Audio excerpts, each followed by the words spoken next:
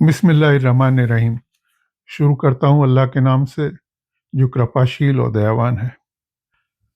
ہم نقشبندیہ سلسلے کے شروع سے ابھی تک جتنے بزرگان ہوئے ہیں ان سب کے بارے میں ڈسکس کریں گے، ان کے بارے میں بات کریں گے، ان کی مزاریں کہاں کہاں پر ہیں اور وہاں کیسے جایا جا سکتا ہے۔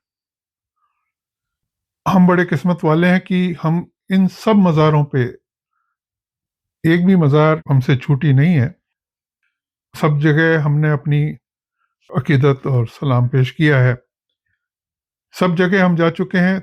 تو اس لیے یہ کوشش کر رہے ہیں کہ لوگ اور بھی جو جانا چاہتے ہیں، کیونکہ یہ بڑی ریئر چیز ہے کہ کوئی سارے 36 کے 36 بزرگوں کے یہاں پہ جو پوری دنیا میں الگ الگ دیشوں میں Saudi Arabia, Iran, Uzbekistan, Iraq, Tajikistan, Turkmenistan, ان سب جگہوں پہ جو بزرگوں کی مزاریں ہیں وہاں پر کسی طرح سے پہنچ کے وہاں پر جایا جائے۔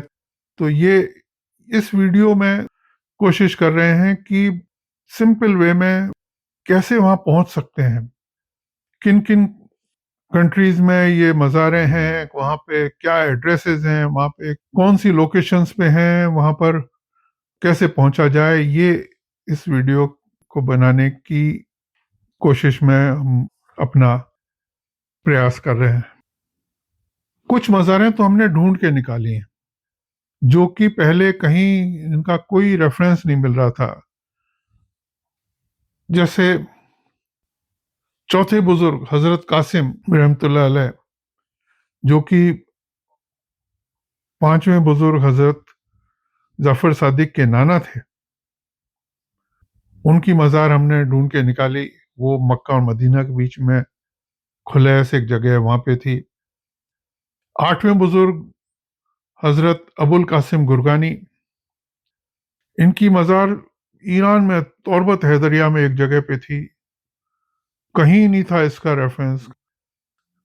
جب ہم گئے تھے تب تو اس کو سرچ کرنے میں بھی بہت مشکل سے، اور وہاں پہ لوگوں کو، ایران میں شیعہ کنٹری ہے، وہاں پر اتنا ڈھونڈنا بھی آسان نہیں تھا۔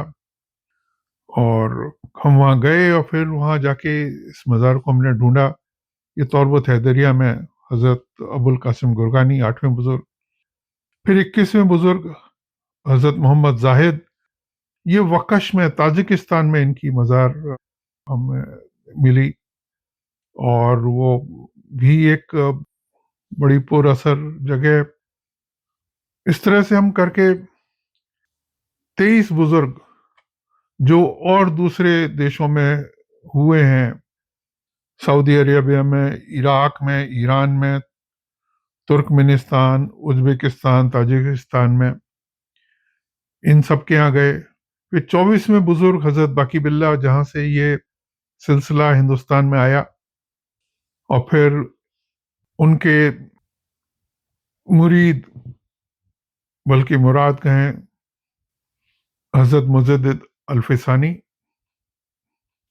اور پھر اس کے بعد ان کے بعد میں حضرت مرزا جان جانا کے تھرو یہ سلسلہ جو ہے ہندوستان میں، پاکستان میں اور دنیا کے اور دیشوں میں پھیلا، اور ابھی بھی بڑے پر اثر لوگ اس سلسلے میں ہیں اور اپنی اپنی سفر جو ان کا اللہ کی طرف ہے اس کو جاری رکھے ہوئے ہیں۔ ہم ان سب جگہوں پہ گئے ہیں، ان سب کنٹریز میں، اور اس ریکارڈنگ کا پرپز یہ ہے کہ جو لوگ چاہتے ہیں کہ ان مزاروں پہ پہنچیں، وہ یہاں پر ان کے جو لوکیشن کے ایڈریسز بھی دیے ہیں، فوٹوز بھی دیے ہیں، اور پریکٹیکل ہے کیونکہ ہم خود گئے ہوئے ہیں، تو اس لیے ہم اس کو بڑی پریکٹیکل انفارمیشن میں بتا سکتے ہیں کہ وہاں کیسے جایا جا سکتا ہے۔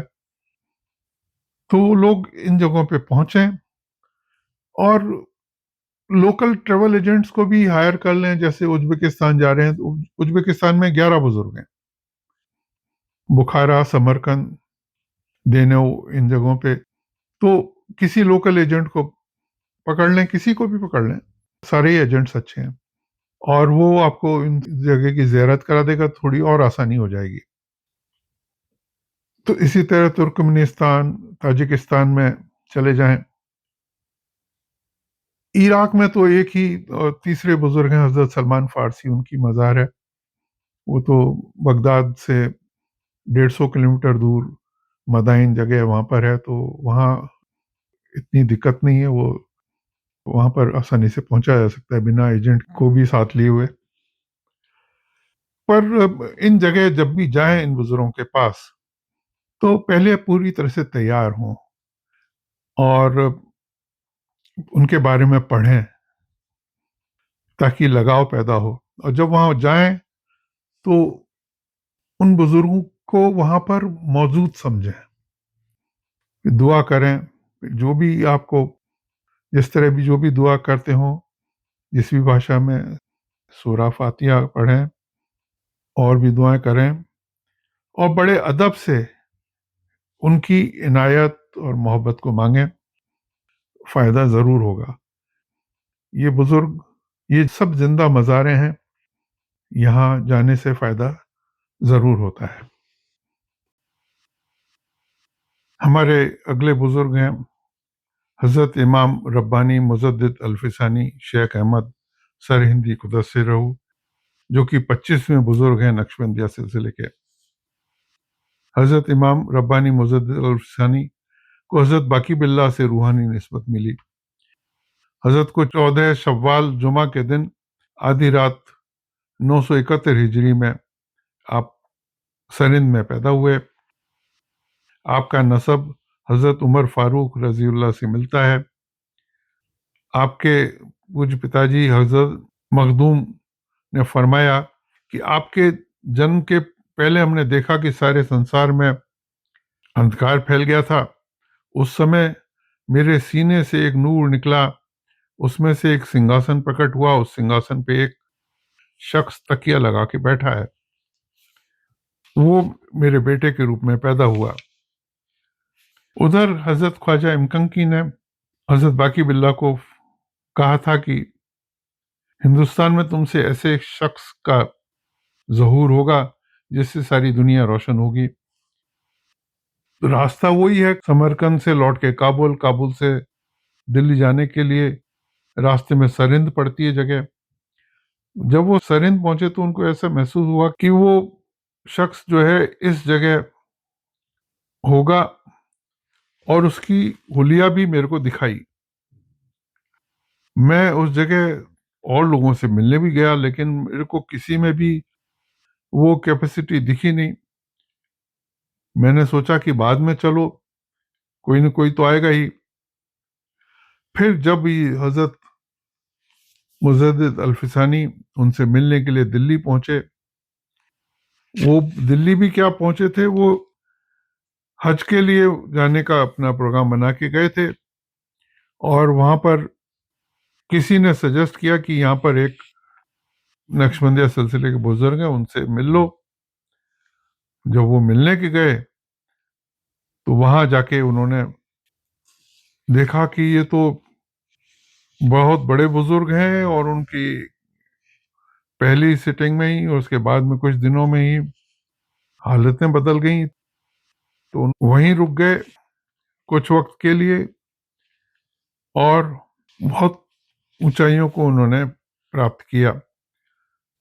हजरत बाकी बिल्ला भी इनकी बड़ी ताजीम करते थे, बड़ी इज्जत करते थे, हालांकि ये इनके डिसाइपल थे।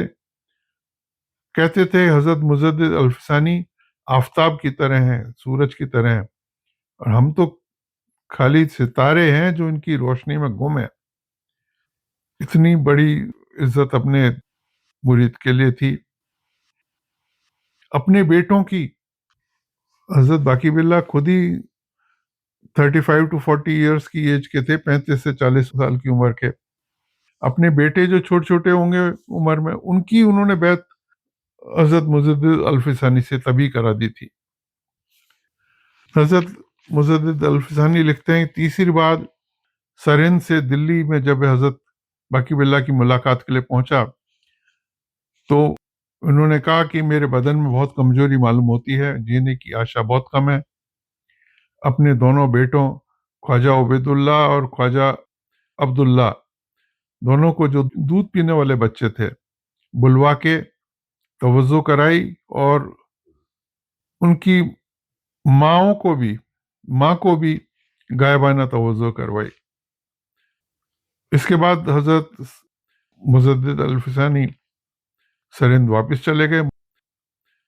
مجدد الفسانی نام ان کا اس لیے پڑا کیونکہ 1000 سال بعد ایک مجدد آتا ہے جو کہ ریفارم کرتا ہے، اور یہ ایکسیپٹیبل فیکٹ ہے کہ یہی مجدد تھے اس صدی کے۔ پھر جب وہ واپس تشریف لے گئے، اس کے بعد ان کی حضرت باقی باللہ سے ملاقات نہیں ہوئی۔ جب ان کے پاس ان کی مرتیو کا دکھد سماچار پہنچا، بہت ہی ویاکلتا کے ساتھ وہ دلی روانہ ہوئے اور ان کے پریوار والوں سے اور اپنے گرو بھائیوں سے ملاقات کی۔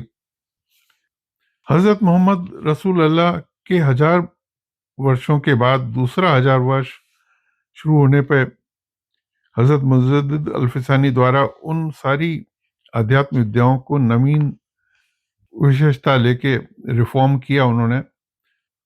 مجدد کا مطلب ہوتا ہے پرانی چیز کو نئے سرے سے بنانے والا، پرانی چیز کا سدھار کرنے والا، اور الفسانی کا مطلب ہوتا ہے دوسرا 1000۔ آپ کا کہنا تھا کہ جو کوئی میرے طریقے میں وابستہ یا بے واسطہ مرد عورت قیامت تک داخل ہوں گے، ان کو میرے سامنے پیش کیا گیا ہے۔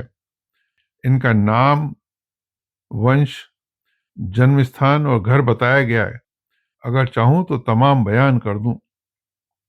ایسا ہی 8ویں بزرگ حضرت ابو الحسن کھرکانی نے بھی بالکل یہی بات بولی ہے کہ میری مزار پہ صدیوں میں بھی جو بھی پہنچے گا ان سب کی شکلیں میرے سامنے آ گئی ہیں، ان کا نام، ان کے گھر کے پتے سب کہو تو میں بیان کر دوں۔ یہ ایسا ہی حضرت مجدد الفسانی کا بھی کہنا تھا۔ انہوں نے یہ بھی کہا کہ حضرت ابو الحسن کھرکانی نے تو یہ بھی کہہ دیا تھا کہ جو میری مزار پہ آ گیا ایک بار، اس کی مغفرت کی گارنٹی میں لیتا ہوں۔ جہانگیر دوارا حضرت مجدد الفسانی کو گرفتار کیے جانے کی بات بھی بڑی ذکر کرنے والی ہے۔ جب جہانگیر کے شاشن پہ نور جہاں کا پربھاؤ بڑھا، تب شیعوں کا تھوڑا بہول ہوا، اور کچھ لوگ حضرت مجدد کی جان کے بھی دشمن ہو گئے۔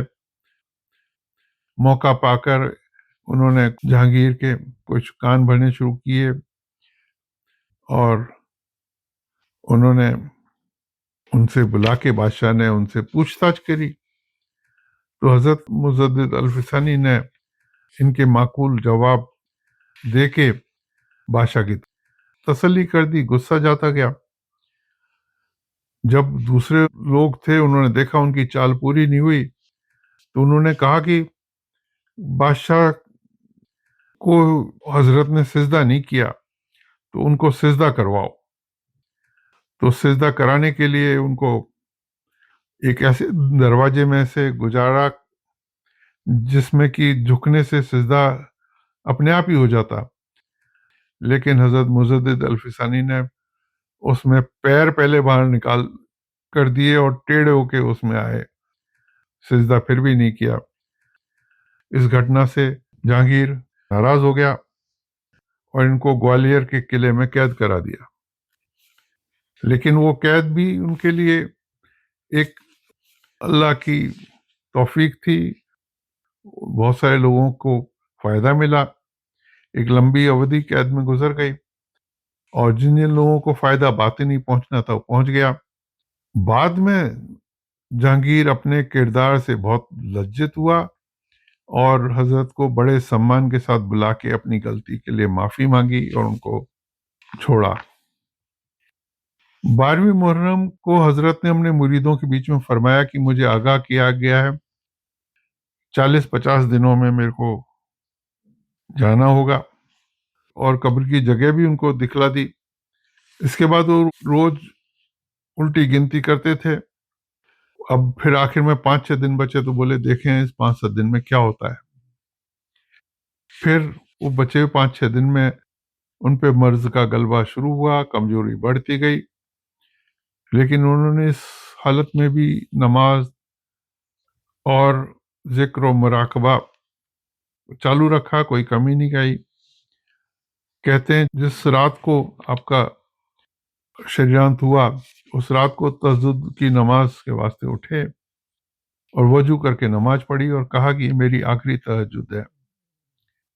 आपका शरीरांत बतारीख 27 सफर उल मुजफ्फर 1034 हिजरी बमुकाम सरिंद में हुआ। सरिंद जगह जो है पंजाब में आती है। जब अंबाला से सीधे रास्ता पटियाले की तरफ चलते हैं तब सीधे आके वो सरिंद पे पहुंचा जा सकता है। बसें, टैक्सी, ट्रेन सब काफ़ी वहाँ चलती हैं, पहुंचना बड़ा आसान है। उनकी मज़ार बड़ी एक महल जैसी एक वो बिल्डिंग है, उसमें है, अंदर गेट है बहुत बड़ा, और वहीं पर ही आपके बेटे हज़रत मासूम रहमतुल्लाह अलैह और पोते हज़रत सैफुद्दीन रहमतुल्लाह अलैह की भी मज़ार है, उसी एरिया में है, दूर दूर ही है। आप बड़े ऊंचे बुजुर्ग थे, आपके मकतूबात बड़े पॉपुलर हैं, आपकी बुक्स बहुत पॉपुलर हैं, और आपकी मज़ार जो है नीचे है, असल में ऊपर बिल्डिंग भी एक बना रखी है, ऊपर भी एक कब्र बनाई हुई है, लेकिन असल कब्र नीचे है। इसके बाद अगले बुजुर्ग हैं हज़रत मासूम रहमतुल्लाह अलैह, जो कि आपके तीसरे बेटे थे। हज़रत मुजद्दिद अल्फिसानी के खलीफा भी थे और तीसरे बेटे थे। आपका जन्म 1007 हिजरी में सरिंद के निकट ही बस्ती की जगह थी, वहाँ हुआ। हज़रत मुजद्दिद फरमाते थे कि मासूम का जन्म मेरे लिए निहायत मुबारक था। इनके जन्म के थोड़े समय बाद ही मैं हज़रत ख्वाजा बाकी बिल्लाह की खिदमत में हाजिर हुआ, और जब हज़रत मासूम अपनी पढ़ाई की उम्र को पहुंचे तो उनको मकतब में दाखिल किया गया। थोड़े दिनों में उन्होंने कुरान शरीफ उनको याद हो गई। हज़रत मुजद्दिद अल्फसानी की नज़र इन पे पहले से ही थी। कहते थे बेटे तुम जल्दी इस दुनिया के इल्म को ले लो, क्योंकि उसके बाद तुम्हें रूहानी इल्म हासिल करना है। वैसी ही उनकी तरबियत की गई। 11 साल पे आपने अपने पूज पिताजी से उरूज तरीका फरमाया, और 14वें साल में हजरत से बयान किया कि मैंने ख्वाब देखा कि एक नूर मेरे बदन से निकला है, सारी दुनिया उससे प्रकाशित हो रही है, हर कण कण में प्रकाश है। अगर सूरज की तरह से प्रकाश सस्त हो जाए तो संसार में अंधेरा हो जाए।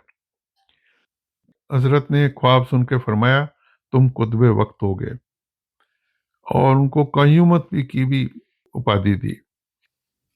हजरत मुजद्दिद अल्फिसानी ने जब अपने जीवन के अंतिम काल में एकांत ग्रहण किया था तो उस समय इनके पास जो भी लोग आते थे उनको इनके पास भेज देते थे और कहते थे इनसे आप सीखो। आपने आपको सारी इजाजत तामा और संत सतगुरु की पदवी दे रखी थी। बहुत लोगों ने आपके हाथ पे तौबा की। आपकी एक हफ्ते की सोहबत में फना और वका लोगों को मिल जाती थी, और एक महीना कोई रुक जाए तो फिर वो कमालात विलायत में मुशर्रफ हो जाता था। औरंगजेब भी आपके हलके में आके बैठा करता था और बड़े संकोच से जहां जगह मिल जाती बैठ जाता था। आपका रौब इतना ज्यादा था कि औरंगजेब जवानी बातचीत नहीं कर सकता था, जो कहना होता था लिख के पेश करता था। आखिरी माह सफर में जब हजरत मुजद्दिद अल्फसानी का उर्स हुआ حضرت نے سبھی لوگوں کے بیچ فرمایا کہ دل چاہتا ہے کہ میں ماہ ربیع الاول میں حضرت رسول اللہ صلی اللہ علیہ وسلم کی خدمت میں حاضر ہوں، اور اس کے بعد حضرت کی بیماری پراکاشٹا کو پہنچ گئی۔ شریرانت کے پہلے حضرت معصوم نے جمعہ کی نماز کے لیے مسجد میں تشریف لائے۔ نماز کے بعد فرمایا امید نہیں کہ کل میں دنیا میں رہوں، اور سب کو اپدیش دے کے ایکانت میں تشریف لے گئے۔ صبح کو حضرت نے نماز پوری ادا کری۔ مراقبہ کے بعد آپ پر سکرات موت شروع ہو گئے۔ اس وقت آپ کی زبان چل رہی تھی جلدی جلدی۔ آپ کے بیٹوں نے کان لگا کے سنا تو آپ یاسین شریف پڑھ رہے تھے۔ آپ کا شریرانت دوپہر کے وقت دوشنبہ کے دن 9 ربیع الاول کو 1079 ہجری کو ہوا۔ انا للہ و انا الیہ راجعون، سب کچھ اللہ کے لیے، سب اس طرف لوٹ جائیں گے۔ آپ کی مزار، آپ کے پتا جی کی مزار حضرت مجدد الفسانی کی مزار کے پاس ہی ایک دوسری بلڈنگ میں ہے، اور وہاں چابی وہ لینی پڑتی ہے، تالا لگا رہتا ہے، تو جاؤ تو وہاں پہ اندر سے چابی دے کے آپ جا کے وہاں پہ مزار پہ اپنی عقیدت پیش کر سکتے ہیں۔ اسی طرح آپ کے بیٹے حضرت شیخ سیف الدین جو کہ 27ویں بزرگ ہیں، ان کی بھی مزار بھی اسی ایریا میں، ایک جگہ پہنچنے پر 3 بزرگوں کی زیارت ہو جاتی ہے۔ تو ہمارے اگلے بزرگ ہیں حضرت شیخ سیف الدین قدس سرہ۔ آپ حضرت معصوم کے 5ویں بیٹے تھے۔ آپ کا جنم 1049 ہجری کو سرہند میں ہوا۔ جب آپ پڑھائی کی ایج کو پہنچے تو آپ کو مکتب میں داخل کیا گیا۔ تھوڑے ہی سمے میں آپ نے قرآن کنٹھاگر کر لیا، اور ودیارتھی جیون میں آپ نے کمالات باطنی حاصل کرنے شروع کر دیے۔ 11 سال کی عمر میں آپ کے پتا جی نے آپ کو فنائے قلب کی بشارت عطا فرمائی، اور آپ کو مہان آدھیاتمک شمتا کو دیکھ کر آپ کی آدھیاتمک پرگتی کا دھیان رکھتے تھے۔ آپ کو بھی قیومت کی پادی سے نوازا گیا۔ ایک بار بادشاہ اورنگزیب نے حضرت خواجہ معصوم سے نویدن کیا کہ اپنا کوئی خلیفہ میرے پاس بھیجیں میری ہدایت کے لیے، تو آپ نے اپنے بیٹے کو ہی وہاں بھیج دیا تھا۔ وہاں پر انہوں نے جا کے جتنے بھی وہاں پر ڈرائنگز بنی ہوئی تھیں سب اورنگزیب سے کہہ کے ہٹوا دیں، کیونکہ وحدانیت کے لیے میں ڈرائنگ جو ہے الاؤڈ نہیں ہے۔ بادشاہ اپنے راجکمار منتریوں اور پدادھیکاریوں کے ساتھ نقشبندیہ مجددیہ سلسلے میں داخل ہوا، اور مجلس میں آپ کے یہاں اس قدر بھیڑ ہوتی تھی کہ بیان کے باہر ہے۔ حضرت سیف الدین کا کوئی ڈسائپل جا رہا تھا ایران، وہاں پر ایک وہ گھوڑے پہ چڑھ کے کوئی آیا، اس نے نقشبندیہ سلسلوں کے بزرگوں کے خلاف کچھ بے ادبی کی باتیں کری۔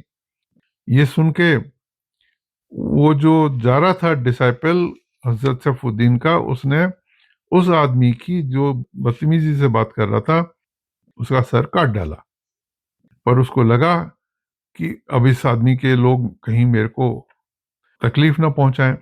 اتنے میں ہی ایک سوار آیا نقاب پوش، اور ایک ڈنڈا انہوں نے اس جو مرا ہوا آدمی تھا اس کو مارا، اور کہا اس ڈسائپل سے کہ تم نشچنت رہو، ہم نے اس کو گدھا کر دیا ہے، اور وہ چلا گیا نقاب پوش۔ اس جو پڑا ہوا تھا مرا ہوا، اس کی لاش جو ہے گدھے کی لاش کی طرح ہو گئی۔ پر اس نے ڈسائپل نے کہا کہ حضور ذرا میرے کو آپ اپنا دیدار تو کرا دیں کون ہے، تو دیکھا کہ ان کے ہی مرشد جو تھے وہ شیخ سیف الدین تھے۔ انہوں نے فرمایا کہ اگر میں اس کو جانور میں تبدیل نہیں کر دیتا اس مرے ہوئے آدمی کو، تو تمہارے اس کے ساتھی آتے تمہیں تکلیف دیتے، اور وہ چلے گئے کہہ کے۔ تب وہ ان کے ساتھی آئے، آ کے انہوں نے دیکھا گھوڑا تو خالی کھڑا پڑا ہے اور لاش گدھے کی پڑی ہے. شرمندہ ہوئے، کچھ نہ پوچھا، گھوڑا لے کے چپ چاپ چلے گئے. تو اس طرح سے انہوں نے بچا لیا. آپ نے حضرت سیف الدین نے 47 سال کی عمر میں 26 جمادی الاول سن 1096 ہجری میں اپنا شریر چھوڑا. کہتے ہیں جب آپ کا جنازہ دفن کرنے کے لیے لے چلے تو ہوا پر جاتا تھا. لوگ کوشش کرتے تھے کہ کندھے پہ لے جائیں، لیکن وہ خود بخود ہوا پہ ہی چلتا رہتا تھا اور قبر کے پاس خود جا کے اور وہ اپنے آپ وہاں پر رکھ گیا. بڑے اونچے بزرگ تھے یہ، اور آپ کی مزار وہیں پر ہی سرہند میں اپنے پتا اور اپنے بابا کے اس ایریا میں ہی ہے. وہاں ایک جگہ جا کے تینوں مزاروں کی زیارت ہو جاتی ہے. پھر اس کے بعد ہیں حضرت نور محمد بدایونی. یہ ہمارے 28ویں بزرگ ہیں. یہ بڑے میدھاوی اور اچ کوٹی کے ودوان تھے. آپ نے حضرت خواجہ معصوم سے اور خواجہ سیف الدین رحمۃ اللہ علیہ سے آدھیاتمک شکشا پراپت کی تھی اور بہت اونچائیوں کو پراپت کیا تھا. آدھیاتمک سادھنا کے 15 سال کے شروع کے ٹائم میں یہ بہت زیادہ کوشش میں لگے رہتے تھے. خالی نماز کے وقت ہی ان کی تلینتا ٹوٹتی تھی، باقی یہ ہمیشہ استغراق میں رہتے تھے. اور اخلاق پہ ان کی ہمیشہ نظر رہتی تھی. آپ ہمیشہ اپنے آچرن پہ بہت زور دیتے تھے. تھوڑا سا بھی ادب کا ترک ہو جاتا تو آپ اس کو سویکار نہیں کرتے تھے. کھانے میں اتنی ساودھانی رکھتے تھے کہ اپنے ہاتھ سے کچھ دنوں کے لیے کھانا بنا لیتے تھے اور بھوک لگنے پر اس کو کھا لیا کرتے تھے. کہتے تھے 30 سال سے طبیعت کا لگاؤ بھوجن کے سواد اور قسم سے نہیں رہا، اور بھوک سے جو بھی مل گیا وہی کھا لیا انہوں نے. ایک روز ایک سیوک جو آپ سے ملنے کے لیے آ رہا تھا، اس کو راستے میں ایک شرابی مل گیا. جب آپ کی خدمت میں حاضر ہوا تو آپ نے دیکھ کے فرمایا، آج تمہارے باطن میں ظلمت شراب معلوم ہوتی ہے، لگتا ہے کسی شرابی سے ملاقات ہوئی. کہتے تھے کہ برے لوگوں کی ملاقات سے روحانی نسبت چلی جاتی ہے، لپت ہو جاتی ہے. کوئی بھی جو جیسا بھی ذکر کر کے آتا تھا یہ بتا دیتے تھے کہ تم درود شریف پڑھ کے آئے ہو، یا تم کلمہ لا الہ الا اللہ کر کے آئے ہو. یہ ان میں کشف بہت اونچائی کا تھا. ایک مرتبہ ایک عورت آپ کی خدمت میں حاضر ہوئی. اس نے عرض کیا، میری لڑکی کو جن اٹھا کے لے گئے ہیں، آپ ذرا مدد کریں. آپ تھوڑی دیر چپ رہے. فرمایا فلانے وقت تیری لڑکی حاضر ہو جائے گی. وہ لڑکی اسی وقت واپس ہو گئی.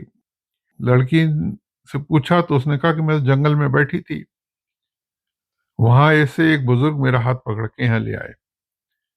آپ سے کسی شخص نے دریافت کیا کہ آپ نے دیر کیوں لگائی بتانے کے لیے کہ تیری لڑکی فلانے وقت تک آئے گی؟ آپ نے تتکال ہی کیوں نہیں بولا کہ تیری لڑکی اس وقت آ جائے گی؟ آپ نے فرمایا کہ میں نے پہلے اللہ تعالیٰ کے دربار میں پرارتھنا کی کہ اگر میری ہمت میں اثر ہے اور تیری دیا سے میں اس لڑکی کو جنوں سے مکت کراؤں. جب اعلام ہو گیا کہ ہاں تو کر لے، تب میں نے ہمت کری اور کہا کہ تیری لڑکی اس وقت آ جائے گی. آپ کا شریرانت 11 ذی-القعدہ 1125 ہجری میں ہوا. آپ کی مزار دلی میں لودھی روڈ پہ ہے. ادھر یہ لودھی روڈ کا جو ایریا ہے وہ حضرت نظام الدین کی جو مزار ہے اس کے پچھواڑے میں بھی آتا ہے. لوکیشن دی ہوئی ہے، وہاں پر قبرستان ہے. اس میں نالا پار کر کے پیچھے پکے باڑے میں پنچ خواجہ کہتے ہیں، نیم کے پیڑ کے نیچے آپ کی مزار ہے. وہ پہنچنا آسان ہے. دلی میں ٹیکسی آٹو کچھ بھی کر کے وہاں پہنچا جا سکتا ہے. تھوڑا پیچھے کافی چلنا پڑتا ہے قبرستان میں، آخر میں جا کے مزار ہے. بورڈ بھی وہاں لگا ہوا تھا پہلے، بورڈ ہٹا دیا ہے. لیکن وہاں پر لوگوں کو معلوم ہے کہ یہ آپ کی مزار ہے۔ پھر اگلے بزرگ ہیں 29ویں حضرت مرزا جان جانا۔ آپ کا جنم تاریخ 11ویں رمضان 1111 ہجری جمعہ کے دن ہوا۔ آپ کے پتا جی جو حضرت مرزا جان نام تھا ان کا، اورنگزیب کے بڑے پدادھیکاری تھے، پر وہ دنیا سے ورخت رہتے تھے۔ جب حضرت مرزا مظہر کے جنم کا خبر ملی تو اورنگزیب نے ان کا نام جان جانا رکھا، کیونکہ ان پتا کا نام جان تھا، تو بیٹے کا نام جان جانا، جان کی جانا۔ دھیرے دھیرے آپ کو جان جانا کے نام سے سمبودھت کرنے لگے۔ آپ اپنی جوانی میں ایک اچھے کوی بھی ہوئے اور شاعری بھی کرتے تھے۔ آپ کا نام مظہر تھا، اس لیے آپ مرزا مظہر جان جانا کے نام سے یہ پاپولر ہوئے۔ یہ تلوار بازی میں اتنے کشل تھے کہ اگر 20 تلوار چلانے والے ایک سمے ان پہ آکرمن کریں اور ان کے پاس ایک لاٹھی ہی ہو تو بھی وہ ان میں سے ان کو کوئی ٹچ نہیں کر سکتا تھا۔ ایسا کئی بار موقع بھی آیا اور انہوں نے اپنی اس اسکل کو دکھایا۔ ایک بار آپ کے مکان پہ کسی خوشی میں لوگوں کی بھیڑ تھی، ان کی خاطرداری کے لیے سامان ہو رہا تھا تیار، تب کسی نے حضرت محمد بدعینی کے بارے میں بتایا۔ سنتے ہی آپ ان سے ملنے کے لیے بے چین ہو گئے۔ لوگوں کے منع کرنے پہ بھی اسی وقت حضرت محمد بدعینی کے دیدار کے لیے پہنچے، حالانکہ بہت سارے دوست ان کے اس وقت گھر پہ آئے ہوئے تھے۔ پھر وہاں بیٹھ کے چاہا کہ وہاں تھوڑی دیر بیٹھ کے وہاں اٹھ جائیں، اور کہا کہ انشاءاللہ میں پھر بعد میں حاضر ہوگا۔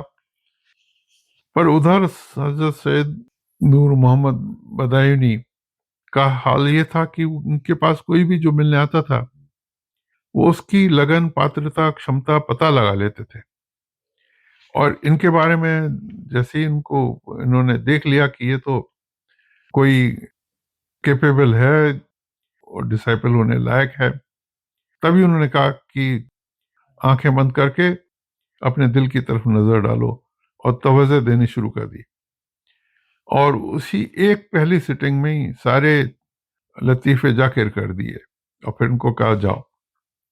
اگلے دن حضرت مرزا جان جانا نے ان کی خدمت میں جانے کے لیے اپنا ارادہ کیا، اور اپنی شکل آئینے میں دیکھی تو دیکھا کہ ان کی شکل جو ہے وہ حضرت نور محمد بدعینی جیسی ہو چکی ہے۔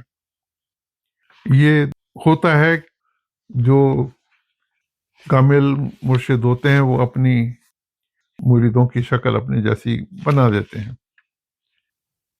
اس کے بعد حضرت مرزا جان جانا نے نقشبندیہ مجددیہ سلسلے کا کام اپنے ہاتھ میں لیا، اور 35 سال تک اس میں نئی تازگی لائے۔ کوئی بھی ایک دن ایسا نہیں ہوتا تھا جس دن کم سے کم 100 لوگ آپ کی خانقاہ میں نہیں آتے ہوں۔ بہت زیادہ ٹرن اوور تھا وہاں پہ ملنے جلنے آنے والوں کے لیے۔ آپ نے اپنی موت کی خبر پہلے سے ہی دے دی تھی، کہا تھا مجھے کل گولی مار دی جائے گی، کیونکہ کوئی جو تھا وہ شیعہ وہ ان سے ناراض ہو گیا تھا، اور ان کے ڈسائپلس نے کہا کہ آپ کو گولی مار دی جائے گی تو آپ اپنے آپ کو بچا لیں۔ آپ نے مسکرا کے جواب نہیں دیا۔ اس کا مطلب یہ تھا کہ وہ خود ہی شہادت مانگ رہے تھے۔ اس آدمی نے آپ کے اوپر تمنچوں سے گولی ماری جو ان کے دل کے پاس لگی، آپ کمزور تھے، زمین پہ گر گئے۔ اس آدمی کو آپ نے معاف کر دیا، کیونکہ یہ تو چاہتے تھے کہ میں خود ہی شہید ہوں۔ آپ کی جو مزار بنی ہے وہ آپ کی بی بی صاحبہ کی جو حویلی تھی، جو چتلی قبر کے نام سے جو جگہ پاپولر تھی وہاں پہ بنی ہے. یہ جگہ جو ہے دلی میں ایڈریس جس کا دیا ہے پرانی دلی میں اجمیری گیٹ سے آگے چل کے یہ جگہ ہے.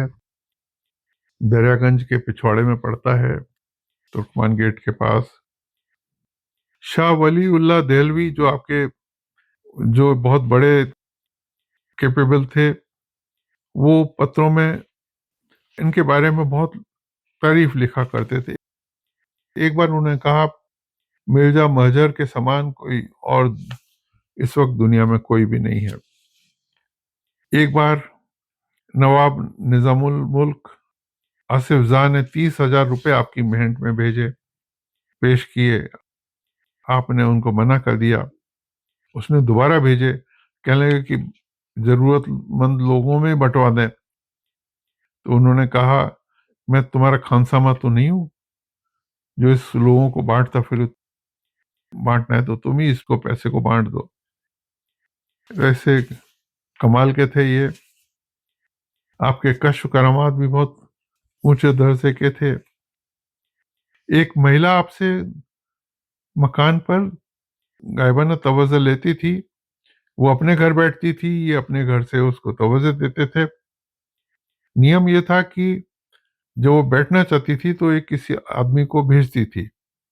وہ کہتا تھا حضور وہ بیٹھ گئی ہیں, اور یہ توجہ دیتے تھے.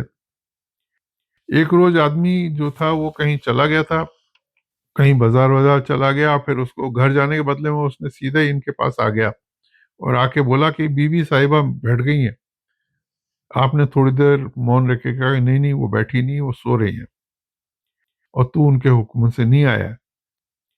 تو وہ آدمی اپنی غلطی پہ لجت ہوا اور معافی مانگی. آپ کی مزار جو ہے وہ تھوڑا سا گلیوں میں ہے لیکن پہنچا جا سکتا ہے بڑے آرام سے, لوکیشن دی ہوئی ہے. اس کے بعد اگلے بزرگ ہیں اپنے حضرت مولوی شاہ نعیم اللہ بہرائچی. یہ 30ویں بزرگ ہیں. بہرائچ میں آپ کی مزار ہے. یہ حضرت مرزا جان جانا کے بڑے خلیفوں میں تھے. آپ 4 سال تک مرزا جان جانا کی صحبت میں رہے. مرزا جان جانا نے فرمایا کہ تمہاری 4 سال کی صحبت اوروں کی 12 سال کی صحبت کے برابر ہے. حضرت مرزا جان جانا آپ پہ بہت ہی وشیش کرپا رکھتے تھے. فرماتے تھے تمہارے آتمک پرکاش اور ستسنگ کے پربھاؤ سے ایک عالم منور ہوگا, اور ایسا ہی ہوا. آپ نہایت صبر اور توکل سے اپنے جیون وتیت کرتے تھے. ہر سمے ایشور کی یاد میں, اللہ کی یاد میں تلین رہتے تھے. آپ کی پستک معمولات مظہریہ آداب طریقت میں بہت ہی امپورٹنٹ ایک بک ہے. آپ کا شریرانت 5 صفر 1218 ہجری کو ہوا. آپ کی مزار راجکی انٹر کالج بہرائچ کے سامنے ایک میدان ہے, وہاں پہ اونچے چبوتر پہ مزار بنی ہے. اس کی لوکیشن دی ہوئی ہے. اب تو وہاں کافی دکانیں ہیں. اس کے پیچھے پچھواڑے میں آ گیا یہ مزار, اور تھوڑا ہے تو پاپولیٹڈ ایریا ہے اس میں ہی ہے, پر وہاں اس ایڈریس کے حساب سے وہاں بہرائچ میں پہنچا جا سکتا ہے. پھر اگلے ہیں اپنے حضرت مولانا مولوی شاہ مراد اللہ قدس سرہ. لکھنؤ میں آپ کی مزار ہے. آپ تھانے سر کے رئیس تھے اور حضرت عمر فاروق کے سلسلے سے تھے, ان کے ونشج تھے. جس زمانے میں سکھوں نے تھانے سر پہ حملہ کیا, ویران کر دیا تھا, تو آپ لوگ لکھنؤ تشریف لے آئے اور یہیں بس گئے. آپ کے پتا جی حضرت مولوی قلندر بخش تھانے سری جو حضرت مرزا جانان کے خلیفہ تھے, ایک بار آپ کو اپنے ساتھ حضرت مرزا جانجانا کی خدمت میں لے گئے, یعنی 29ویں بزرگ کے پاس لے گئے. حضرت مرزا نے آپ کو ستسنگ میں بٹھایا اور بہت پیار کیا. جب آپ پڑھ لکھ کر پڑھائی لکھائی سے نورت ہوئے تب تک حضرت مرزا مہجر جان جانا کا دیہانت ہو چکا تھا. آپ نے حضرت شاہ نعیم اللہ رحمۃ اللہ علیہ سے بہرائچی سے بیعت حاصل کری اور لکھنؤ میں ہی تکمیل کے درجے پہ پہنچے. یعنی وہ پہنچ تو گئے تھے حضرت مرزا جان جانا کے پاس، لیکن جب یہ بڑے ہوئے تو حضرت مرزا شہید ہو گئے تھے، تب وہ حضرت نعیم اللہ شاہ صاحب کے پاس پہنچ کے وہاں سے انہوں نے ان کو اپنے مرشد کے روپ میں مانا. آپ نے 82 سال کی عمر میں شنیوار کے دن 21 ذی-القعدہ 1218 ہجری میں آخری سانس لی. آپ کی جو مزار ہے لکھنؤ میں رائل ہوٹل کے پاس احاطہ غلام علی خاں میں ہے. یہ Lucknow M L A hostel اور لکھنؤ جو پارلیمنٹ جو وہاں کی جو ہے سنسد اس کے پاس ہی ہے، اور اس جگہ کا نام ہے شاہ مراد اللہ لین جو آپ کے نام سے بنی ہوئی ہے، اور وہاں پہ آپ کی مزار ہے. اندر تھوڑا سا 500-700 قدم اندر چل کے ہے مین روڈ سے، اور لوکیشن اس کی دی ہوئی ہے. پھر اگلے بزرگ ہیں حضرت مولانا سید ابو الحسن نصیر آبادی قدس سرہ. یہ ہیں 32ویں بزرگ. آپ کرمنسٹ یعنی بہت بڑے ودوان، حدیثوں کا بھاشن کرنے میں اگرنی. حضرت سید ابو الحسن رائے بریلی نصیر آباد کے نواسی تھے. آپ نے 18 سال کی عمر میں ہی دستار فضیلت حاصل کری اور اپنے پیر مولانا مراد اللہ رحمۃ اللہ علیہ سے بیعت لی، اور 16 برس تک پیر اور مرشد کی خدمت میں حاضر رہ کے وہ مرتبہ حاصل کیا کہ حضرت مراد اللہ رحمۃ اللہ علیہ نے تمام مریدوں کو آپ کے پاس بھیجنا شروع کر دیا، اور انہوں نے اپنے پیر و مرشد کی زندگی میں ہی اپنے گرو بھائیوں کو، ان کے ساتھ پاس جو آ رہے تھے، ان کے پیر کے پاس لوگ آ رہے تھے، ان کو فنا اور بقا کی اونچائی پہ پہنچایا. آپ میں کمال یہ تھا جس نے آپ کو ارادت سے دیکھا وہ مقصود کو پہنچ گیا، کسی کو خالی نہیں چھوڑتے تھے. جناب حضرت خلیفہ احمد علی خان جو آپ کے مرید تھے، انہوں نے کہا ہے کہ میں نے اکثر اپنے پیر حضرت سید ابو الحسن نصیر آبادی کی زبان مبارک سے سنا ہے، کہتے تھے کہ ہمارے ایک ہاتھ میں قرآن مجید ہے، دوسرے میں حدیث ہے، اور ہمارے لیے یہی کافی ہے. آپ نے سفر میں ہمیشہ مسجد میں جماعت کے ساتھ نماز پڑھی، 5 وقت ستسنگ کراتے تھے اور توجہ دیتے تھے. کبھی اکیلے کھانا نہیں کھاتے تھے، بہت کم باتیں کرتے تھے، اور مریدوں کو اپنے نیچے مقام سے اٹھا کر اونچے سے اونچے مقام کو ایک ہی نظر میں پہنچا دیا کرتے تھے. اور اگر کوئی غلط کام کرتا تو کوئی نصیحت نہیں دیتے تھے، بلکہ فرماتے تھے کہ ہماری صحبت نے اثر نہیں کیا تو خالی نصیحت کیا کرے گی. پر وہ آدمی میں فرق آ جاتا تھا، چینج ہو جاتا تھا. آپ کے پیر حضرت مراد اللہ یہ فرماتے تھے کہ ہمارا یہ مولوی ابو الحسن ہم سے کئی باتوں میں اچھے ہیں.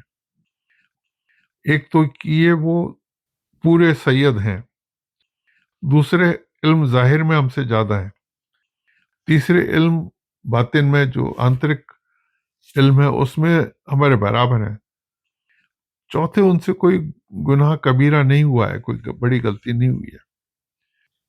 اور اتنا ہونے کے بعد جو ڈسائپل تھے حضرت ابو الحسن نصیر آبادی، وہ اپنے بزرگوں کا اتنا خیال کرتے تھے کہ جب وہ مرزا جنجانہ کی زیارت کو جاتے تھے تو دور سے ہی جوتیوں کو ہاتھ میں لے لیتے تھے. تھوڑے دن کی صحبت میں ان کے پاس پہنچنے پر لوگ بہت اونچے اونچے حالتوں میں پہنچ جاتے تھے. ان سے ملنے کے لیے ان کے موسی کے لڑکے آئے اور دل میں ارادہ کیا کہ اگر یہ جو حضرت اگر ولی ہیں تو اپنے پاس ان کے پاس جو قرآن ہو وہ میرے کو دے دیں گے، اور جو مٹھائی آئے گی ان کے پاس وہ بھی میرے کو دے دیں گے.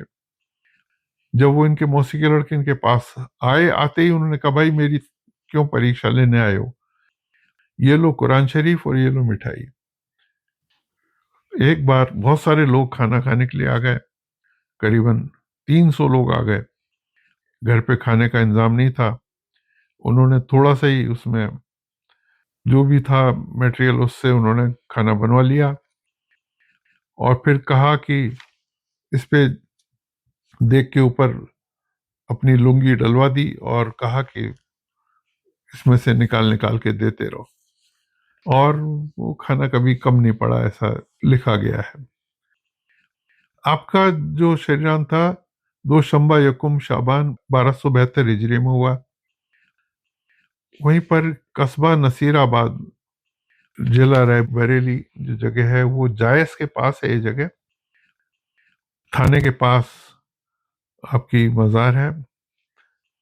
لوکیشن دی گئی ہے، کچی مزار ہے. یہاں پر تھوڑا سا ڈھونڈنی پڑتی ہے کیونکہ کھیتوں میں ہے مزار.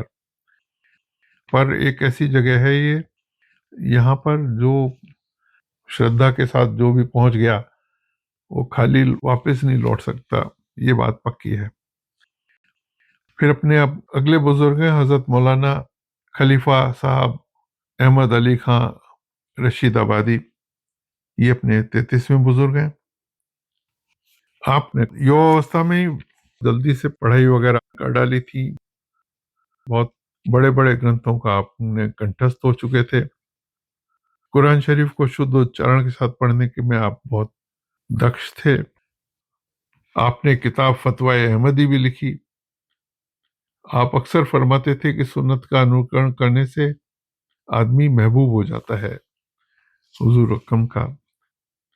آپ کی طبیعت میں بہت جوش خروش تھا اور وزن کی کیفیت بہت رہتی تھی. آپ کے ایک دوست تھے جو ان سے ان کی باتیں ہوتی رہتی تھیں. ان نے کہا کہ بھائی اب تم بیعت کر لو. خلیفہ صاحب نے کہا نہیں ابھی تو بیعت نہیں کروں گا میں. پر کچھ ایسی حالتیں ہوئیں کہ پھر وہ حضرت ابوالحسن نصیر آبادی کے پاس پہنچ کے خلیفہ صاحب پھر بیعت ہوئے، اور حضرت ابوالحسن نصیر آبادی نے آپ کو اجازت تامہ دی، دستار اور کرتا وغیرہ پردان کیے. ان کے بارے میں حضرت ابوالحسن نصیر آبادی نے لکھا تھا کہ ان سے ایک عالم منور ہوگا، اور ایسا ہی ہوا.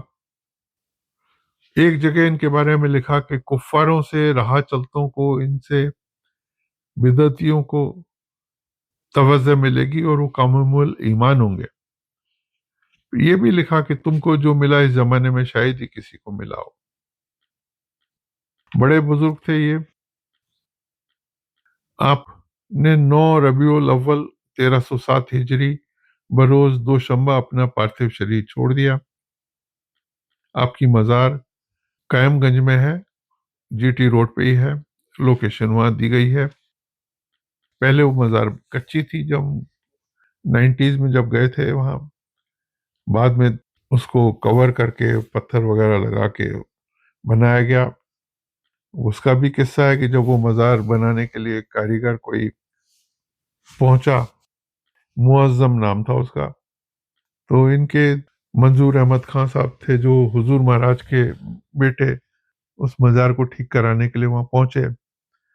تو پتھر وتھر وہ سب چیزیں لے کے گئے تھے، سیمنٹ وغیرہ، اور یہ جا کے پیڑ کے نیچے تھوڑا آرام کرنے لگے. مزدور نے جیسے ہی کچھ اپنا ٹھیک کرنا شروع کرا مزار کو، تو اندر سے آواز آئی، میاں معظم فقیر تو گمنام ہوتے ہیں، یہ کیا کر رہے ہو تم؟ اب وہ دوڑے دوڑے گئے اپنے ان کے پاس، منظور احمد خان صاحب کے پاس، کہ حضور یہ کسی ولی کی مزار ہے.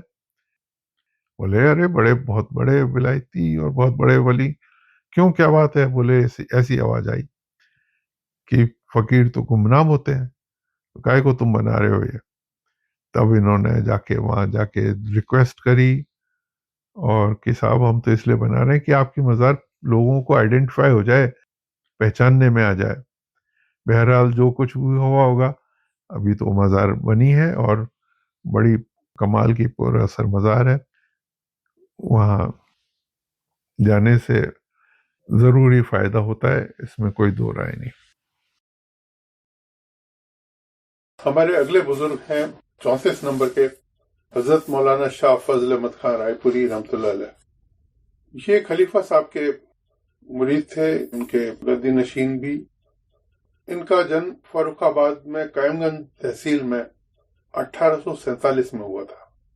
آپ یہیں پر ہی رہے، پھر اس کے بعد یہیں پر ہی آپ کا وصال بھی ہوا۔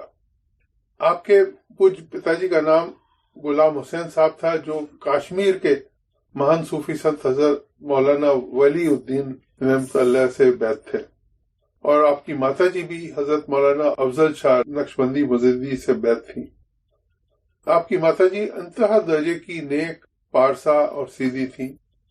ان کے سبھاؤ میں اپنے پرائے کی بھاونا نہیں تھی۔ انہوں نے انہی بھاوناؤں سے ہی اپنے پتر کا پالن کیا۔ خلیفہ صاحب آپ کے جو پیر تھے ان کے بارے میں اپن بات کر ہی چکے ہیں۔ خلیفہ صاحب کے پاس جو لڑکے پڑھنے آتے تھے ان میں حضور مہاراج بھی تھے، لیکن آپ کو یہ پہلے سے ہی پہچان گئے تھے کہ ان سے عالم منور ہوگا۔ جب خلیفہ صاحب کے پریوار میں ان کا ایک لڑکا تھا جس کا نام عبداللہ تھا، جو 15-16 سال کا ہوا تو اس کی اچانک مرتیو ہو گئی۔ وشیش کر خلیفہ صاحب کی پتنی کو بہت دکھ تھا۔ تب انہوں نے کہا کہ تم فضلوں کو اپنا بیٹا نہیں سمجھ لیتی۔ جو ان کے پاس آتے تھے حضور مہاراج، ان کو بس اتنا صحیح ہوتے ہی ان کی ایسی کیفیت ہو گئی کہ وہ ان کو بیٹا ماننے لگی اور وہ ان کو اپنی سگی ماں ماننے لگ گئے۔ سنیوگ کی بات یہ تھی کہ ان کا بیٹا جو تھا اور حضور مہاراج کی شکل بھی ایک جیسی تھی۔ خلیفہ صاحب کے سوبھاؤ میں تو بےحد پردہ پوشی تھی ہی، ان کو خالی لوگ شکشک کے روپ میں ہی جانتے تھے، لیکن وہ آدھیاتم کے مہان سمندر ہیں یہ تو بہت کم لوگ جانتے تھے۔ خلیفہ صاحب نے پھر حضور مہاراج کی تربیت کری، ان کو تیار کیا اور ان کے اندر تصوف ڈال کے اونچی سے اونچی روحانی منزلوں پہ پہنچایا۔ تصوف آدھیاتم۔ حضور مہاراج نے مڈل اسکول پریکشا پرتھم شریणी میں اتیرن کری، اس کے بعد انہوں نے اور بھی پریکشائیں اتیرن کریں۔ اس کے بعد جنرلی اتنا پڑھنے کے بعد ڈسٹرکٹ بورڈ کے اسکولوں میں ادھیاپک پد پہ نیوکتی ہو جاتی تھی، لیکن حضور مہاراج نے اس خیال سے کہ اگر وہ کہیں نوکری کرنے جائیں گے تو اپنے پیر مرشد حضرت خلیفہ صاحب کی سیوا سے ان کو الگ ہونا پڑے گا، انہوں نے کوئی جاب ہی نہیں ایکسپٹ کری، اور زندگی بھر جب تک وہ زندہ رہے تب تک وہ انہی کے ساتھ ہی رہے، آس پاس ہی رہے۔ جیسا کہ وہ قصہ بتایا گیا تھا کہ وہ ان کو جاب کی ضرورت تھی، 10 دسمبر ہو چکی تھی، ان کے پیر مرشد نے کہا تمہاری جاب 1 تاریخ سے لگ گئی، اور کچھ ایسا ہوا کہ جب ان کو تنخواہ ملی تو 1 تاریخ سے ہی ملی۔ آپ نے 20 سال تک صبح شام خدمت میں آ کر خلیفہ صاحب سے توجہ لی۔ عجیب حالتیں پیدا ہوئیں، ان کو انہوں نے اپنی کتاب ضمیمہ حالت مشائخ نقشبندیہ میں انکت کیا ہے۔ ایک دن پھر ان کو بلا کے ان کو اجازت عامہ دی تو یہ رونے لگے۔ انہوں نے کہا شاباش، یہ وقت رونے کا ہے۔ پھر فرمایا یہ باتیں خالی نہ جائیں گی، ان کا ظہور تم سے ہوگا اور احکر سے ہندوؤں، عیسائیوں اور شیعوں کو بھی فائدہ پہنچے گا، پر فکر مت کرو، خدا آسان کرے گا۔ ادھر یہ فاروق آباد میں آ کر رہ رہے تھے مدرسے میں، ادھر لالا جی مہاراج اپنی پڑھائی پوری کرنے کے بعد اچانک ان کے پتا جی کا دیہانت ہو گیا، اور کچھ مقدمہ ایسا چلا مین پوری کے راجا سے کہ ان کی ساری سمپتی نکل گئی اور ان کو ایک طرح سے خالی ہاتھ ہو گئے۔ وہ تب مکان چھوٹا ہونے کی وجہ سے انہوں نے کوٹری لینے کا ارادہ کیا، تو جس کوٹری میں حضرت فضل احمد خان صاحب رہتے تھے، حضور مہاراج رہتے تھے، اسی کے بغل میں وہ رہنے لگ گئے۔ ایک روز رات کو فتح گڑھ کچہری سے لوٹ رہے تھے، اندھیری رات تھی، بادل گرج رہے تھے، موسلادھار بارش ہو رہی تھی۔ آپ بارش میں بری طرح بھیگ گئے تھے، کپڑوں سے پانی ٹپک رہا تھا، پر جب بھی آتے تھے تو حضور مہاراج کو جھک کے آداب کرتے تھے، پرنام کرتے تھے۔ اس رات کو جیسے ہی آئے تو حضور مہاراج کو بڑی دیا آئی، کہنے لگے اس طوفان میں اس وقت آنا مہاتما جی کا۔ تو اس بیچ میں بتا دوں، یہ لالا جی مہاراج جو تھے یہ 36 نمبر کے بزرگ ہیں۔ یہ ایک ہندو لڑکے تھے جن کے لیے پیشین گوئی کری تھی حضور مہاراج کے پیر مرشد نے کہ تمہارے پاس ایک ہندو لڑکا آئے گا، اس سے یہ ادھیاتم ہندوؤں میں بھی بہت پھیلے گا۔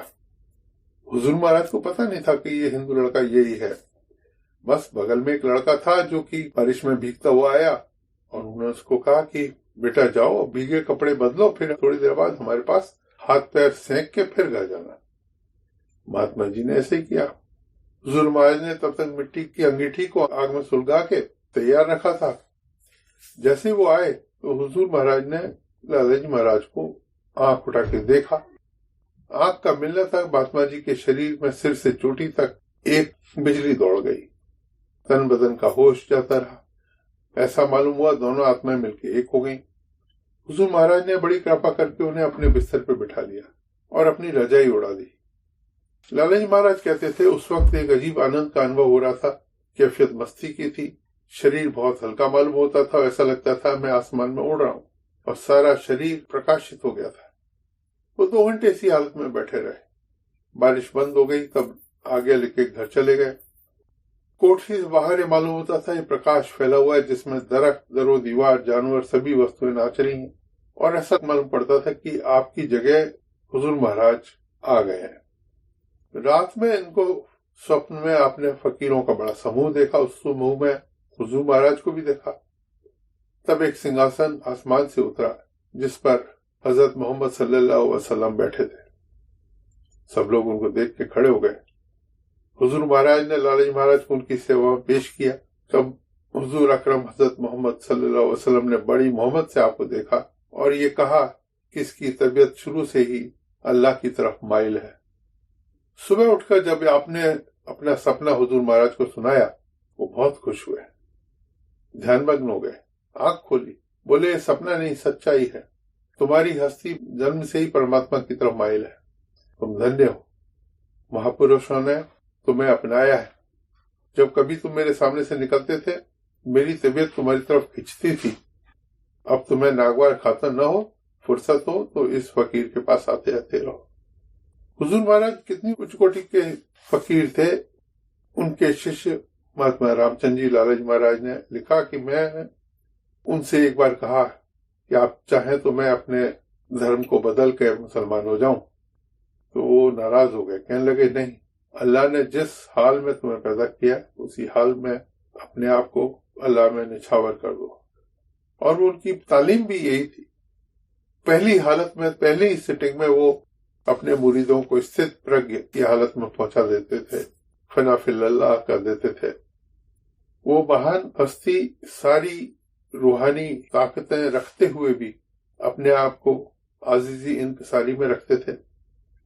کچھ ایک گھٹنا ایسی ہے کہ ان کے جو بھی مرید آتے تھے، ایک مرید جو تھا وہ کسی طوائف کے پاس جاتا تھا، تو آپ نے اپنے دوسرے مریدوں کو کہا جب وہ جائے میرے کو بتانا۔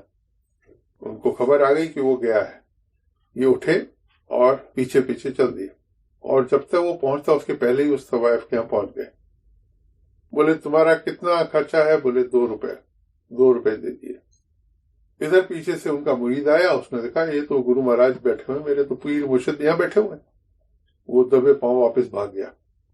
ابھی کیا کرتے ہیں؟ انہوں نے اس کو کہا کہ تمہیں جو میں کہوں گا وہ تم کرو گی، تو ایک کام کرو، پہلے نہا دھو کے آ جاؤ، وضو کر کے آ جاؤ، اور یہ سب کپڑے بدلو، اور میں تمہارے لیے کپڑے لایا ہوں دوسرے۔ وہ اپنی پتنی کے، بیوی کے جوڑا لے گئے تھے، اس کو کہا یہ پہن لو۔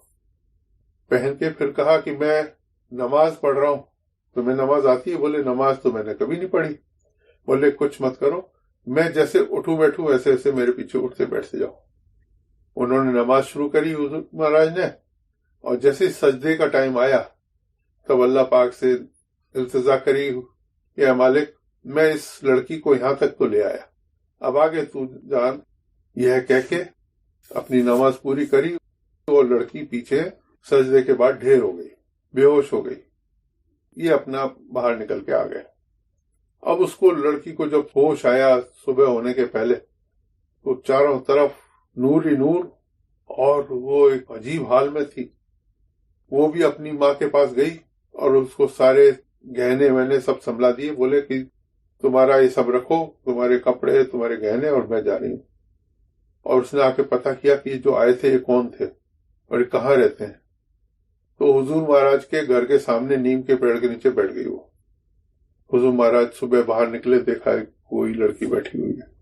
انہوں نے اپنی پتنی کو بھیجا، علیہ کو بھیجا، جاؤ اس کو لے آؤ. لا کے اور پھر اس لڑکے کو بلایا جو اس کے ہاں جاتا تھا، اس طوائف کے جاتا تھا. دیکھا حضور مہاراج کے ہاں وہ لڑکی بیٹھی ہے، کپڑے تو اس نے پہن رکھے ہیں دوسرے. حضور مہاراج نے کہا اس سے تم شادی کرو گے، اس سے نکاح کرو گے؟ بولے جی حضور. ہاتھ کے ہاتھ دونوں کا نکاح کرا کے اس لڑکی کا جیون بدل دیا، اور اس کو بھی کہا آئندہ تم اپنے نفس پہ نظر رکھو اور کوئی ایسا کام مت کرنا. اس طرح سے کلیان کرنے والے تھے وہ. کہ بہت قصے ہیں، بہت ادھک قصے ہیں، کچھ بھی کر سکتے تھے. وہ کہتے تھے ہماری ہمت ایسی عالی ہے کہ ہم نے جو کچھ بھی سوچا وہ ہوا ہے. اپنے مریدوں کہتے تھے کہ تم نہیں کر پا رہے ہو، اس میں بھی ہماری ہی کمی ہے. مہان پوتر آتما تھے، ان سے عالم منور ہوا. بہت خوش مزاج بھی تھے، رہتے تھے، ہمیشہ خوش رہتے تھے. اور ان کا شریر جب چھوٹا تو وہ بھی بڑے مزیدار قصہ ہوا. 30 نومبر 1907 کو ان کی طبیعت بگڑی اور انہوں نے تیسرے پہر سب کو بلایا اور بلا کے بولتے جاتے تھے اب روح میری پیروں سے کھنچ گئی ہے، گھٹنوں تک آ گئی ہے، اب کمر سے بھی کھنچ گئی ہے، اب سب اللہ کی طرف متوجہ ہو جاؤ، اب روح میرے قلب سے بھی کھنچنے والی ہے. اور سب لوگ جو گھیر کے کھڑے ہوئے تھے ان سب فیض کی کیفیت میں عام ہو رہے تھے. آنکھ کھول کے دیکھا سب نے کہ حضور مہاراج کا وصال ہو چکا ہے، اور ایسے انہوں نے اپنا انتم پرہن کیا. آپ کی مزار جو ہے میپ دیا ہوا ہے، قائم گنج سے 4 کلومیٹر دور رائے پور گاؤں ہے، اس میں عیدگاہ ہے، وہاں پر آپ کی مزار بنی ہوئی ہے. بڑی پر اثر مزار ہے، کاریں وہاں تک جاتی ہیں اور وہاں پر جا کر آپ کی زیارت کر سکتے ہیں. حضور مہاراج بچوں کو بہت چاہتے تھے. اگر آپ وہاں جائیں تو بچوں کے لیے بھی کچھ بھیٹ لے جائیں، کوئی مٹھائیاں، ٹافی اور پیسے، کھلے پیسے ان کو دینے سے بڑا اچھا رہتا ہے، ثواب ملتا ہے. قریب 20، 30، 40 بچے بھی آ جاتے ہیں، ان کو دینے کے لیے اچھا رہتا ہے. ہمارے اگلے 35 نمبر کے بزرگ ہیں حضرت شاہ عبد الغنی خان صاحب رحمۃ اللہ علیہ بھوگاوی. یہ حضور مہاراج کے گرو بھائی تھے. ان کے بھی پیر خلیفہ صاحب ہی تھے، 33 نمبر کے بزرگ. جب خلیفہ صاحب کے پاس یہ پہنچے تو خلیفہ صاحب نے حضور مہاراج کو اپنے بیٹے کی طرح سے مان چکے تھے، لیکن ان کو بھی چھوٹے بیٹے کی طرح ہی مانتے تھے. اور یہ بھی اس گھر میں بڑے اپنے پن سے ہی رہتے تھے، اور وہیں پر ہی کھانا کھاتے تھے، وہیں پر ہی اپنی تعلیم لیتے تھے، اور وہیں پر ان کی ماں کو یہ بھی اپنی ماں مانتے تھے. بڑی چھوٹی عمر میں ہی انہوں نے اپنے آپ کو چیزوں میں پارنگت کرنا شروع کیا. پڑھائی میں بہت ہوشیار تھے، اور یہاں تک کہ یہ پورے پردیش میں، پورے صوبے میں نمبر 1 آتے تھے. اور اتنا پڑھنے کے بعد ان کو پھر سیدھے جاب جو ملی تھی وہ ان کو سیدھے اس کی مڈل اسکول کے ہیڈ ماسٹر کی جاب ملی. بہت کم ایج میں ان کو مڈل اسکول کا ہیڈ ماسٹر بنا دیا تھا، کیونکہ انگریز گورنمنٹ جو تھی، جو فرسٹ سیکنڈ بچے آتے تھے ان کو ڈائریکٹلی اپوائنٹ کر دیا کرتے تھے. شیخو آباد میں ان کی پہلی پوسٹنگ ہوئی تھی. وہاں گئے تو وہاں پہ جو اسکول ان کو پہلی بار دیا گیا تھا وہ اسکول ہی اتنا بدنام اسکول ہو چکا تھا کہ جہاں پر بچے پڑھتے نہیں تھے، گنڈا گردی کرتے تھے. اور ایک لڑکا تھا جو کہ ان سب کا سرگنا تھا. انہوں نے پڑھانے کے ایک پہلے دن تو اس کو اوائڈ کیا، دوسرے دن اس کو خود اچھی طرح سے پیٹا، پھر اس کے اوپر چڑھ گئے اور چڑھ کے پھر اس کو کہا کہ اگر تو ایسا کرے گا تو تیرے کو میں نہیں چھوڑوں گا، تیرے کو اسکول سے نکال دوں گا. لڑکا بہت گھبرا گیا، اس نے معافی مانگی. پورے قصبے میں خبر پھیل گئی، بہت سارے لوگ آ گئے وہاں پہ اسکول میں، مجسٹریٹ بھی آ گئے. بہرحال وہ اسکول کا جو ہے مسئلہ انہوں نے بہت آسانی سے نپٹا دیا. سب بچے پہ ڈھنگ سے پڑھنے لگے. پڑھائی میں بڑا لوگوں کو اسٹرکٹ تھے، طریقے سے پڑھاتے تھے. پر ساتھ ہی ساتھ آپ کا اسپریچول لائف، آدھیاتمک جیون، تصوف بھی چلتا رہا اور بہت اونچائیوں تک پہنچے، کیونکہ ابھی پیر مرشد بھی بڑے اونچی حالتوں میں تھے. آپ اپنے جن کو بڑا بھائی مانتے تھے حضور مہاراج، وہ بھی بڑی اونچی حالتوں میں تھے، تو وہی ان کو وراثت میں ملا۔ آپ کے مرید بھی بہت ادھک سنکھیا میں تھے، ہندو مرید بہت زیادہ تھے۔ مہاتما رام چند جی جو 36ویں جو بزرگ ہوں گے، ان کے بھائی مہاتما رگھوور دیال جی، ان کے سارے صاحبزادے آپ سے ہی بیعت تھے۔ آپ کا ایک دریاو سنگھ نام کا مرید تھا، وہ ان کی شکل کا شہزائی تھا، وہ بس شکل رابطہ کرتا رہتا تھا، ان کے چہرے کا ہی خیال کرتا رہتا تھا، اور اس کا یہ حال تھا کہ دھیرے دھیرے وہ بھی اونچی حالتوں میں پہنچ گیا۔ اس کا جوانی میں ہی دیہانت بھی ہو گیا تھا دریاو سنگھ کا۔ اس کی ہندو کتھا کے انوسار چتا جلائی گئی، چتا جلائی تو اس میں ساری لکڑیاں تو جل گئیں، لیکن لاش ویسی جو رکھی تھی دوبارہ لگائی گئی، پھر بھی لاش وہی بنی رہی۔ تیسری بار چتا لگائی تو اگنی دینے کے پہلے ان کے بڑے بھائی نے دریاو سنگھ کے دائنے کان میں کہا، دریاو، جس راز کو تم زندگی میں چھپاتے رہے، کیا آخری وقت پردہ فاش کر دو گے؟ ایک کہ انہوں نے آگ لگائی تو ایک دم آگ کا اونچا گنبد اٹھا، لکڑیاں تو سب جل گئیں لیکن ان کی لاش غائب تھی۔ تو اتنے فنا اور بقا کی ان منزلوں تک اپنے انہوں نے مریدوں کو پہنچایا۔ زند کی گھٹنائیں ہوتی تھیں، ان میں صرف آپ اپنا نام بھیج دیتے تھے، ان کا نام لینے سے ہی زنات کی تکلیفیں ختم ہو جاتی تھیں۔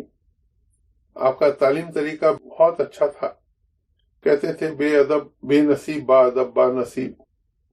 انہوں نے جس پرکار آپ کی روحانی اونچائیوں کو دوسروں تک دیا، وہ اپنے آپ میں ایک مثال ہے۔ حیدرآباد میں ایک جلسہ کیا گیا تھا، اس کی چرچا تھی فقیری کس کو کہتے ہیں۔ اس جلسے میں ملک کے تمام علماء فقیر اکٹھے ہوئے تھے۔ وہاں عام طور سے لوگوں نے بڑی بڑی لمبی تقریریں دی۔ انہی وقتوں میں ایک جوان لڑکا بھی تھا جس نے صرف اتنا ہی کہا، ترک اعمال بد کو فقیری کہتے ہیں۔ ترک اعمال بد، برائی کے کاریوں کو چھوڑ دینا ہی فقیری ہے۔ ان سب نے اس بات کو مانا، ایکسپٹ کیا، ایسے تھے۔ آپ نے اپنے جیون کے آخر سمے تک اجازت بجوز خدمت خلق نیست، جی ماتر کی سیوا کے علاوہ کوئی پوجا نہیں ہے، بنا کسی بھید بھاؤ سے اپنا پورا جیون پرانی ماتر کی سیوا میں سمرپت رکھا۔ 30 مارچ 52 کو اس دنیا سے فانی کوچ کر گئے۔ بھوگاؤں میں ایک باغ میں آپ کی مزار ابھی موجود ہے۔ مزار جو ہے فیض سے شرسار ہے۔ انا للہ و انا الیہ راجعون، سب اللہ کے لیے ہیں، اسی طرف لوٹ جائیں گے۔ اب وہ مزار جو ہے وہاں پر ایک روڈ بن گئی ہے، ایک نیا ہائی وے پچھلے 2 سال سے بن گیا ہے۔ آپ کی مزار کی لوکیشن نیچے دی گئی ہے۔ یہ جی ٹی روڈ نئی بنی ہے ہائی وے 34 کے نام سے۔ اب بڑا آسان ہے، آپ اس جی ٹی روڈ پہ نیچے سروس لین پہ آپ اپنی کار کھڑی کر کے آپ اس پہ لا سکتے ہو اور آپ کی مزار پہ آپ جا سکتے ہو۔ یہ لوکیشن اس کی بھوگاؤں جی ٹی روڈ پہ جب آتا ہے وہیں پر ہی اس کے تھوڑے سی پہلے ہی پڑ جاتا ہے۔ ایک نرسنگ پور روڈ الگ نکل جاتی ہے اور سیدھے جو ہائی وے ہے جی ٹی روڈ نیا، اسی میں گاڑی کو نیچے لا کے آپ کی مزار تک جایا جا سکتا ہے۔